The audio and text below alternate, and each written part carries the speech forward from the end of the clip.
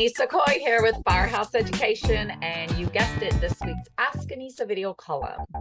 Yeah, I haven't put a video up for just a minute. I am coming back from having taken just a few months off. First time in 8 years that I've been doing the videos, that I decided I needed to take a break to play with the grandbabies, play on the lake, on the sea-doos. And oh, did I mention I'm also building a new house? So yeah, my plate was a little full, but thank you all so much for continuing to send me in the questions, which of course I've been answering to you all via phone calls and or emails, but I wanted to kind of catch the channel up and answer some of the really great ones that I got in the last few months here on the column. So here we go. So the question this week that I want to talk to you guys about came in from Lisa in Florida, and it was a very unique, very great question that I've actually not been asked before. And what she wanted to know was, her boss was asking her if she could come up with like a square foot price to basically give someone an estimate as soon as she went into a home to be able to clean, pack out, and handle their contents, like a formula, if you will. And so her question to me was, she didn't think that could be done, wanted to know, had I ever done it, and what were my feelings on the topic? So here's my answer. Can it be done? No, not really. I mean, that's the short answer. Now, that being said, you could like do an analysis, Lisa, of like your last, dozen, 6 months worth of content jobs and pack out jobs and come up with an average amount of boxes. You could, for a house in your area, you could come up with an average amount of hours and days that it took to get the project done.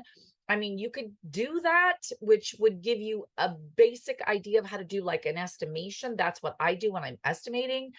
But to literally bid somebody a price, I give them a square foot price, in my opinion, you can't do that. And the reason is no two houses, even if the houses are exactly the same, 2,500 square foot each, and they both have families living in them, your contents are going to be wildly different. What if in this house, there's a married couple living in it, but in this house, there's a single guy, or in this house, again, still the same square footage, everything being the same, but this house has a single guy living in it, and this house has a family with 3 children living in it.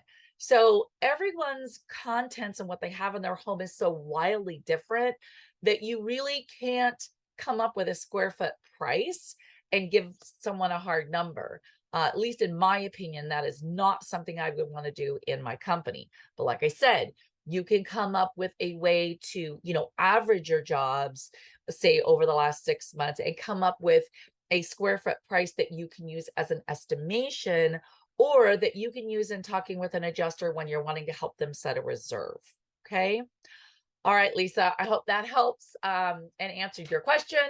Please be sure that you send me all of your questions to Annissa at firehouseeducation.com, and be sure that you are a super cool kid and you are subscribed to rnrmagonline.com and subscribe to the e-newsletter Up in Media, and you will get this and lots of other goodies in your email inbox every Friday.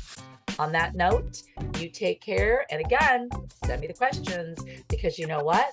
I just might feature you on next week's Ask Annissa video column.